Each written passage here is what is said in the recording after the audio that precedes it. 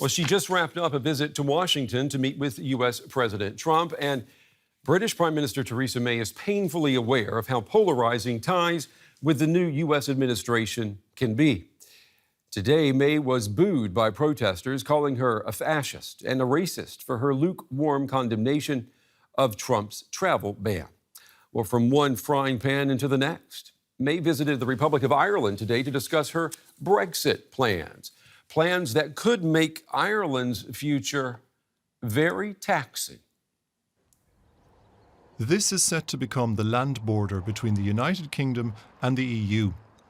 Traffic passes freely now over this road in County Monaghan in the Republic of Ireland, but the fear is that Brexit will lead to border controls that hinder trade between the Republic and Northern Ireland.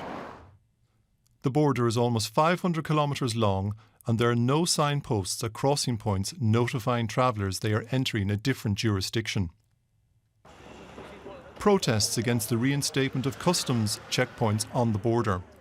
Apart from trade, there are also worries a so-called hard border would reignite tensions over Northern Ireland's status as part of the United Kingdom. A physical border re-emphasises the fact that the country's divided, and there's always been generations that have taken up armed struggle on that basis, so be concerned about that too. We have peace now, and I think this would cause more trouble than we ever had if the border goes back. At their meeting in Dublin, both Theresa May and Enda Kenny emphasised the need to maintain trade as free as possible at the border. First of all, may I say that I'm delighted to... We discussed the necessity of ensuring the continued free flow of trade on the island and the need to avoid a hard border. I made it clear that, in my view, any manifestation of a hard border would have very negative consequences, which the Prime Minister fully understands. Another issue of concern for both countries is the common travel area. It has existed between the UK and Republic for decades and allows passport-free movement between the two countries. Both leaders were careful to stress their common position on maintaining as much of the status quo as possible. But with Britain edging towards a so-called hard Brexit, Dublin must be worried that it will be the biggest loser of the UK's decision to leave the EU. I'm joined now here at the big table by the Irish ambassador to Germany, Michael Collins. Ambassador, thank you for taking the time to be on the day tonight. Thank you. How worried are you that a hard Brexit is going to mean hard times for your country?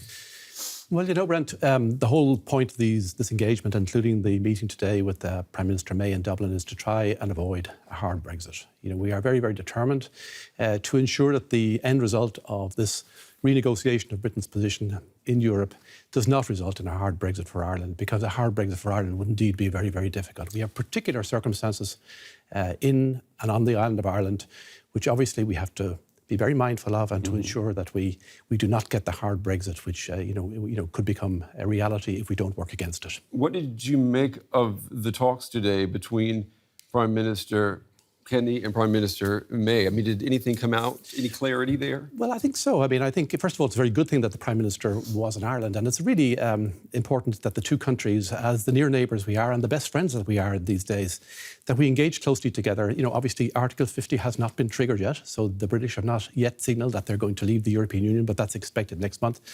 So we should really engage with our British friends, the British Prime Minister, as much as we can to chat about these common issues that we have. We have issues common to Europe, and we have issues particular to the two islands, and we must really have a good understanding of that. And it was very heartening to hear the Taoiseach, our Prime Minister, and Mrs May talk about no return to the borders of the past. Every effort being made to avoid anything like the hard Brexit that you described. That's our goal, obviously, in Ireland's case, while remaining a good, strong member of the European Union.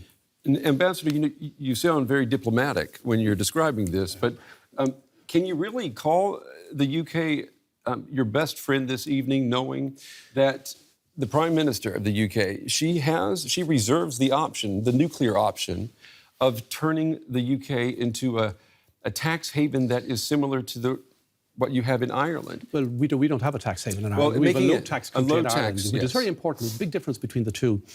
But the whole purpose of this is to ensure, through this dialogue, that we have a sensible and good outcome that keeps Ireland and Britain close to one another, with Ireland, of course, remaining in the European Union, and keeps Britain also, or the United Kingdom, close to the European Union of 27. That's the goal we all want.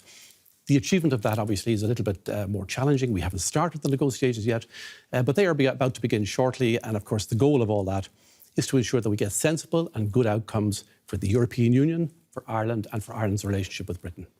The British Prime Minister, she was given the opportunity, she was asked to speak in front of the Irish Parliament, and she said no. Why? Well, I don't know. I can't account for her, but I understand there may have been timing issues, scheduling issues. Obviously, she's been on the road in the United States. She's been in Turkey. How did they come across, though, with the people of Ireland? Well, I think obviously people do understand the fact that she has time pressures. I think the most important engagement that she could have had was the one that she actually had, which was with the Prime Minister and with the Irish government. There was a need, a good necessity to sit down there and to really get into these issues, which are really important, not just for Britain, but for Ireland and for the relationship between the two countries. We have trade going between the two countries in the region of 1.2 billion euros every week. We have a common travel area, which has existed since before we joined the European Union. And most particularly, we have a peace process. And we have a border on Ireland, which we have to protect. What do you think is more threatened right now as things stand? There's a Good Friday agreement, there's the peace deal, but also you have your economic viability and future to think of. Yes, well. we do. Which of these two, which do you think is more threatened by the situation as is? Well, we have to get them all right. We have a peace process. Obviously, we need to protect that. We have an economy in Ireland which is doing very well in the circumstances. We could do without the uncertainty that's been introduced by Brexit. But I think the whole point is, we do have a confidence that we can navigate our way with goodwill on the part of Ireland and the part of Britain and the part of the European Union to an outcome that makes sense for everybody and does the least possible damage to everybody's situation. Do you believe the Prime Minister?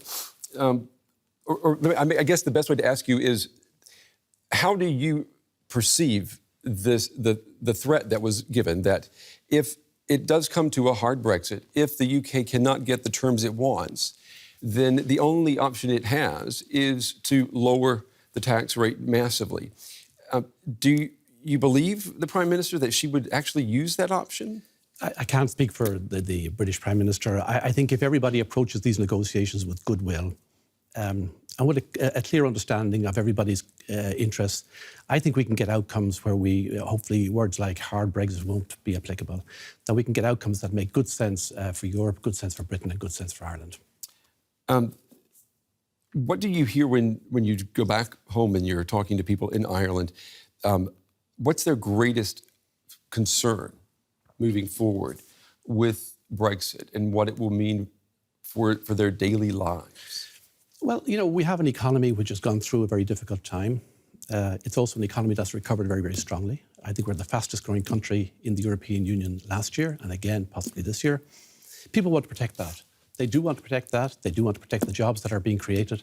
They do want to ensure that we get continuing inward investment. And they do most particularly want to ensure that we maintain the peace in Northern Ireland that we've established over the last 20 years. I think there are multiple things we want to achieve. That's what makes it so complicated. It's not just one issue, and then we want to preserve and protect the common travel area between our two countries. And we're out of time, Ambassador, but I appreciate you coming on and being on the day, Ambassador Michael Collins. Thank you very much.